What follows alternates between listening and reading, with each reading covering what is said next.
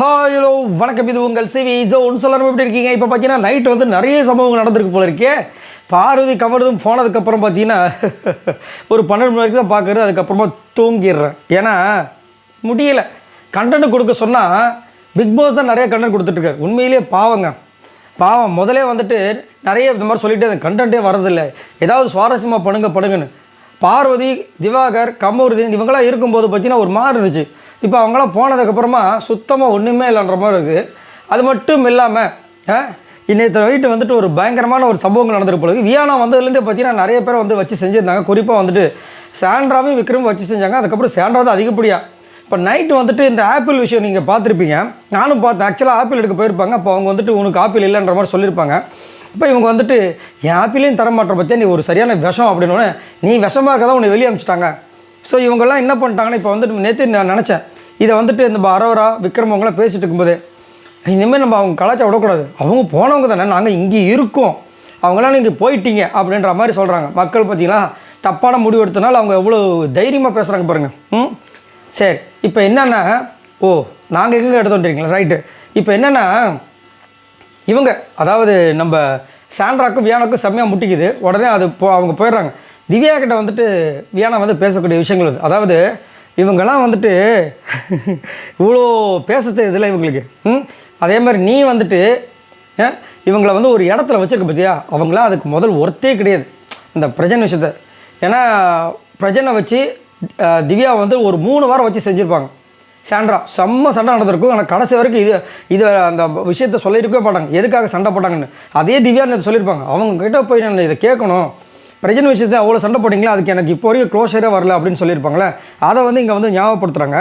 அது மட்டும் இல்லாமல் என்ன சொல்கிறாங்கன்னா பயங்கரமாக இதுக்கப்புறம் இதுதான் என்னன்னா, இவங்க வந்து இவ்வளோ பேசுகிறாங்க. நீங்களாம் வந்துட்டு இவங்களுக்கு ஆஸ்கார் அவார்டு இல்லை, அதுக்கு மேலேயே வந்து அவார்டை கொடுக்கலாம்.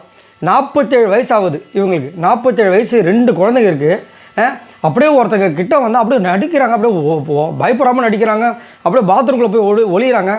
இதெல்லாம் என்ன, எனக்கு கூட தான் 27 வயசு ஆச்சு, எனக்குலாம் பொறுப்பு இல்லை, ரெஸ்பான்ஸ் இல்லையா? இவங்க பண்ணுறத பார்த்தா என்னமோ இவங்களுக்கு மட்டும் தான் குழந்தை இருக்குது, இவங்களுக்கு மட்டும் தான் புருஷன் இருக்கார், இவங்களுக்கு மட்டும் தான் இந்த வாழ்க்கையே இருக்குது அப்படின்ற மாதிரி வந்து ரேஞ்சுக்கு பேசுகிறாங்களே, இதெல்லாம் எப்படி அப்படின்ற மாதிரி வந்து பொங்குறாங்க.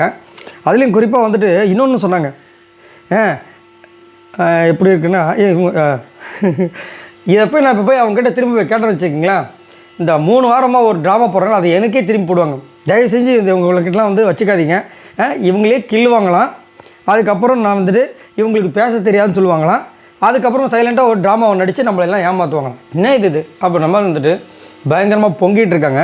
நேற்றே திவ்யா வந்து சாண்ட்ராமில் செம்ம காண்டதாங்கன்னா, வியானா வந்து ஆக்சுவலாக கமருதீன் பார்வதி போனதுக்கு காரணம் நீங்கள் தான் சொல்லி ஒரு விஷயம் சொன்னோடனே, அதை வந்து வினோத்தும் சொன்னவொடனே இவங்க வந்து உள்ளே உட்காந்து அழுதுருப்பாங்க. அப்போ திவ்யா வந்தவொடனே சைலண்ட்டாக இருப்பாங்க எல்லாருமே. நானும் யோசிச்சு என்னடா திவ்யா வந்தோடனே சைலண்ட்டாக வராங்க, ஒன்றும் புரியலையே அப்படின்னு. எதுக்காக ஒன்றும் புரியலன்னு அதை வந்து திவ்யாவுக்கு தோணிருக்கு.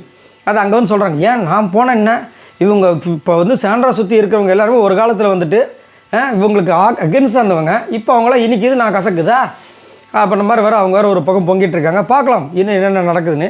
இன்றைக்கி வேறு வாட்டர்மெலன் ஸ்டார் வேறு செம்மையாக என்ட்ரி கொடுத்துருக்காரு. அவர் சும்மாவே இருக்க மாட்டார், என்ன நடக்க போதோ அவர் பேசுகிற பேச்சு பிக் பாஸை வெளியே அனுப்பிச்சாலும் அனுப்பின மாதிரி ஆகலாம். பார்க்கலாம். இதை பற்றி உங்களோட கருத்தில் சொல்லுங்கள்.